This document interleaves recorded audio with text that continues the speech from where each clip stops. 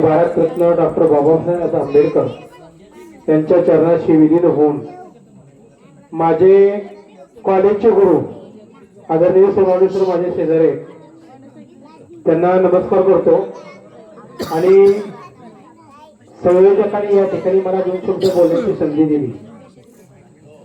आतापर्यंत भरपूर वक्त्यांची भाषणं झालेली आहेत, भरपूर वक्ते बोललेले वेळ पण खूप झालाय, ते थोडंसं मी लेट पण थेट आलोय, त्याबद्दल सर्वांची दिलगिरी व्यक्त करतो।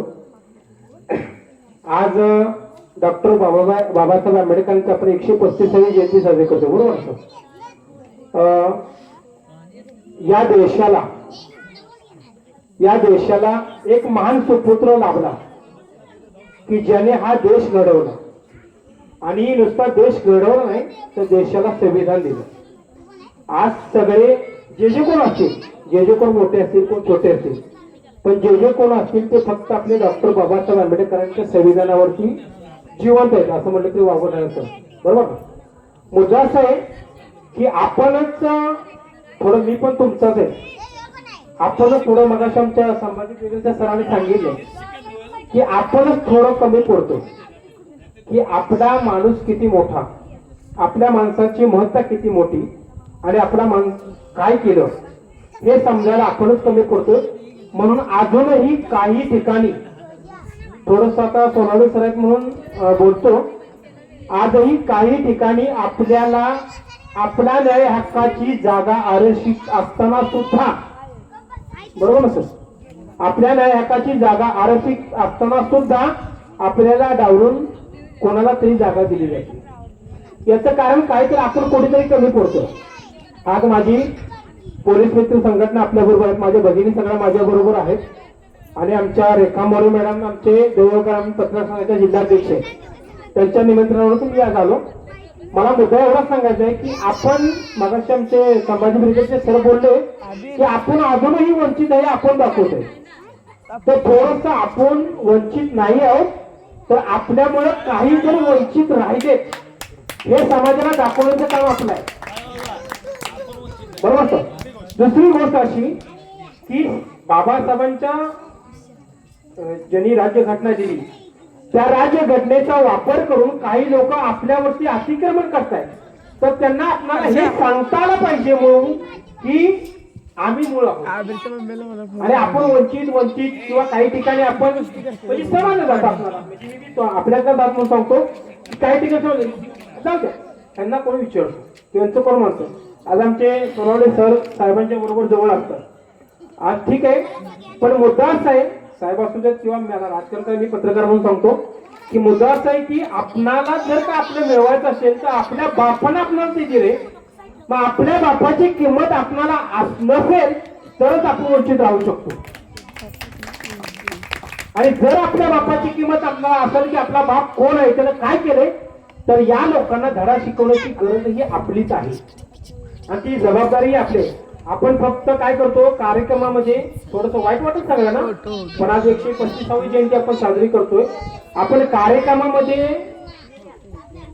आंबेडकरांची जयंती साजरी करतो, बुद्धांची जयंती साजरी करतो, वेगवेगळे प्रयोग आपण करतो, वेगवेगळे उपक्रम साजरे करतो, पण त्याच्या पाठीमागचा त्यांचा भावार्थ त्यांना जे काय समाजासाठी आपल्यासाठी करायचं होतं ते आपण विसरून जातोय। म्हणून इतर समाज आजही आपल्या तेवढ्याच पद्धतीनं अतिक्रमण करतोय, तर बरोबर आहे का चुकीचं आहे?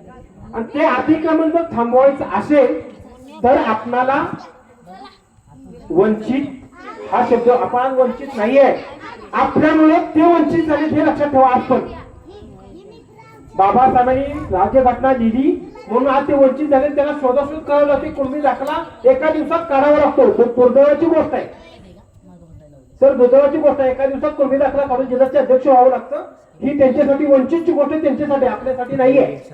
आपण आज सुजलाम सुफलाम बाबासाहेबांच्यामुळे सगळे आहोत आणि भविष्यात राहणारच आहोत, फक्त आपण या सगळ्या गोष्टींचा विचार करून जर बाबासाहेबांची, कारण मला एक वाक्य आठवतं, मी 4थीला शाळेत असताना डॉक्टर बाबासाहेब आंबेडकरांचा एक पाठ होता, त्या पाठामध्ये एक वाक्य होतं, आजही माझ्या लक्षात आहे की जर आपण जन्मापासून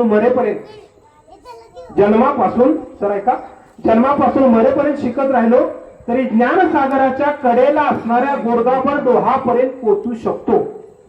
हे बाबासाहेबांचं वाक्य आपल्यासाठी आहे. आणि आपण काय केले, आपण थोडेसे शिक्षित झालो की आपल्याला वाटतं की आम्ही खूप मोठे झालो, खूप मोठे झालो. आज मी इथं आलो, मला तुम्ही बोलण्याचा चान्स दिला, मी मोठा नक्कीच नाही आहे. कारण मी बाबासाहेबांच्या राजघटनेचा एक शिल्पकार आहे किंवा एक मानणारा माणूस आहे. सर माझे गुरु आहेत. आणि मुद्दा असा आहे की जर आपले बाबासाहेब एवढे मोठे देशाला राजघटना दिली आणि देश जर त्यांच्या राजघटनेवर चालत असेल तर आपल्या अन्याय करणाऱ्यांच्यावरती आपल्याला प्रतिकार करणं हे आपलं काम आहे. कुठेतरी किरकोळ चिरेमेण्यासाठी एकामेकाच्या मागे जाऊन किंवा त्यांना आपण काय म्हणतो लाचार होऊन जगणं हे आपल्यासाठी वंचित नाही. म्हणून आजपासून वंचित हा शब्द आपल्या सर्वांना विनंती करतो, मी जय भीम म्हणून विनंती करतो की वंचित शब्द आपल्यासाठी काढून टाका. कारण आपण वंचित नाहोत, आपल्यामुळे जीव वंचित राहिली ती आपल्यावर अतिक्रमण करतात, त्यांना आपल्याला बाजूला करायचंय आणि ते काम आपणच करू शकतो. आज 135व्या जयंती निमित्त डॉक्टर बाबासाहेब आंबेडकरांना स्मरून हे सांगतो की आपण शपथ घेऊया की जगाला हे दाखवूया, देशाला हे दाखवूया की आज आम्ही किती मोठे आहोत आणि आमच्यामुळे देश चाललाय. असं म्हटलं तरी वावगं ठरणार नाही.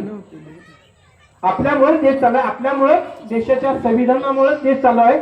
आणि एवढे मोठे आपण असून आपण छोटाला क्षुद्र किंवा समज कमी का समजावं. आज आपण एवढे आहोत, एवढे म्हणजे कमी नाहीये. 4 तत्व आणि 4 मोळे बरोबर जर स्वराज्य महाराज शिवराजे स्वराज्याची शपथ घेत असतील तर बाबासाहेबांनी आपल्याला जीवनाचं जडणघडण काढण्याचं किंवा जीवन कसं जगायचं की जीवनात तुला जगासाठी काय करायचंय, तुझ्यासाठी काय करायचंय सगळं सांगणारं संविधान दिलं. त्या संविधानाचा आपण वापर करून आपण भविष्यात मोठं होऊया एवढीच माफक अपेक्षा आपल्याकडून व्यक्त करतो.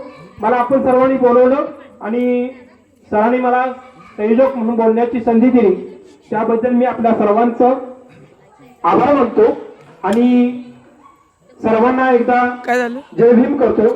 आणि आमच्या पोलीस मित्र संघटनेच्या आमच्या सर्व बहिणी माझ्यासमोर हजर आहेत, त्यांनाही मानाचा मुजरा करतो. संयोजकांना मुजरा करतो. संभाजी ब्रिगेडचे सर आहेत कदम सर, त्यांनाही मुजरा करतो. माझे गुरु आदरणीय सोनवणे सर माझ्याबरोबर आहेत, त्यांनाही मुजरा करतो. आणि मी या ठिकाणी सर्वांना जय महाराष्ट्र, जय भीम. धन्यवाद. पांडुरंग लोहार दादा यांनी अत्यंत मार्मिक असं जिल्हाध्यक्ष आपल्या युवा ग्रामीण पत्रकार संघटनेचे अत्यंत त्यांनी एक महत्वाचा मुद्दा इथं प्रकर्षाने मांडला की वंचित नाही का, अजूनही सर काही संघटना आहेत, आम्ही त्या संघटनेत होतो, आम्ही त्या नावाला ते म्हणजे मागासवर्गीय संघटना, म्हणजे आता शिक्षकांच बोलतो मागासवर्गीय शिक्षक संघटना. म्हणलं किती दिवस आपण हे टाकणार आहे, बदला म्हणलं हे नाव. तर चुकीच्या या गोष्टी आहेत. वंचित शब्द अत्यंत प्रकर्षाने ही गोष्ट आहे. तर खूप धन्यवाद. अत्यंत लोहारदादांनी मुद्दा चांगला मांडलेला आहे. सोनवणे सरांनी सुद्धा मुद्दा मांडलेला आहे. तर आपण या ठिकाणी हा सर मनोगत व्यक्त करणार नाही. लोहार साहेबांनी जे मनोगत मांडलं त्या निमित्तानं लोहार साहेबांना त्याचबरोबर इतरांना पण म्हणजे जे बौद्धिक तर आहेत त्यांनी इथं मनोगत व्यक्त केली. त्यांना विनंती अशी की तुम्ही समोर बसलेला जनसमुदाय ही बाबासाहेबांची लेकर आणि बाबासाहेबांना बाप मानता, पण तुम्ही ही विचारधारा तुम्ही ज्या प्रवाहात आलाय, ज्या समूहामधनं आलाय तिथं तुम्ही मांडा. तिथं मांडणं अधिक चांगलं. आज नाही, एक मिनिट, तिथं मांडणं अधिक, कारण बाबासाहेबांची विचारधारा त्यांना जास्त करणं बहुजनांना करणं अपेक्षित आहे. काय होतंय, तुम्ही तिला इथे येऊन बोलता, कुणासमोर बोलताय, आमचीच माणसं त्यांना म्हणजे अपेक्षित आहे, माहित आहे किंवा अपेक्षित आहे. पण जिथं बाबासाहेबांची विचारधारा पोचलीच नाही तिथं, कारण मी सुषमा अंधारेंना सुद्धा हा प्रश्न केला होता. सुषमा अंधारे एकदा कराडच्या एका गावामध्ये सभेला आल्या होत्या आणि पुन्हा कराडला आम्ही एकत्र जेवायला बसल्यानंतर त्यांना प्रश्न विचारला की तुम्ही कुठल्या समाजात नाही येता, तर एनटी मध्ये म्हणजे कोराडी समाजामध्ये, बरोबर. पण तुम्ही म्हणलं संविधानाचा अभ्यास केलाय, संविधानावरती खूप चांगलं बोलता, तुमच्या समाजामध्ये संविधान पाळलं जातं का, हा माझा मूळ प्रश्न आहे. का तर तुमच्या समाजामध्ये जात पंचायत चालत होती, नंतर ती बंद झाली, पण त्या काळामध्ये चालत होती. तर माझी परिवर्तनवादी कार्यकर्त्यांना विनंती आहे की हे तुम्ही थोडस मागवून आपापल्या समाजामध्ये जे प्रबोधन करावं की जेणेकरून बाबासाहेबांनी या देशासाठी केलेलं जे काम आहे ते तळागाळापर्यंत पोहोचेल. खरोखर सर, बहुजन समाजासाठी बाबासाहेबांनी अख्ख्या भारतीयांसाठी काम केलेलं आहे. बोला लोहार दादा, सर, विचार मंथनासाठी जयंती आहे. सर एकच मी सांगतो, एवढं बोलण्याचं कारण माझा जन्म जरी लोहार कुटुंबात झाला असला तर मी पहिलीपासून 10वी पर्यंत शिक्षण घेतलंय. हे बौद्ध धर्मातले आपले विष्णू सतवजीर तुमच्या बेंडोशीचे त्यांचे टाळ्या नातू वाजवायचे आहेत आपण लोहार दादांच्यासाठी. अत्यंत चांगलं. त्यांचे नातू अरुण कांबळे, आम्ही दोघं भाऊ आज पण आहेत, अजन्म आहोत. आम्ही दोघं भाऊ एका पुस्तकात शिकलो, एका हातरुणात बसलो, एकत्र अभ्यास केला आणि मी आजही आंबेडकरांना म्हणतो, जन्मतच म्हणतो, जर मी जातीने लोहार असलो तरी जिथं जिथं डॉक्टर बाबासाहेब आंबेडकरांचं कार्य असेल, जिथं जिथं पुण्यतीर्थ असेल, मानव गौतम बुद्ध बुद्धांचे असेल, तिथे तिथं मी कुठलीही जात पात न बघता मी बौद्ध मुलींचे हजर राहतो. हे माझ्यासाठी गौरवाची गोष्ट आहे. कारण मी जे जगलोय ते डॉक्टर बाबा आंबेडकरांच्या संविधानानं जगलो, त्यांच्याच घरात जगलोय. मला हा अभिमान आहे.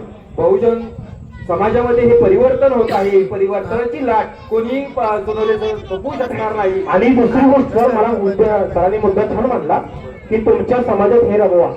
सर, आमच्या नाडोलीच्या छोट्याशा गावामध्ये आम्ही जेव्हा आंबेडकर जयंती साजरी करतो, बौद्ध जयंती साजरी करतो किंवा मानव गौतम बुद्धांची जयंती साजरी करतो, त्यावेळेला आम्ही आमचा 12 बलुतेदार समाज, मी आता 12 बलुतेदार समाजाचा अध्यक्ष म्हणतो, प्रतिनिधी सांगतो, आमचा 12 बलुतेदार समाजच सगळा कार्यक्रम करतो. धन्यवाद. अत्यंत सुंदर असं म्हणजे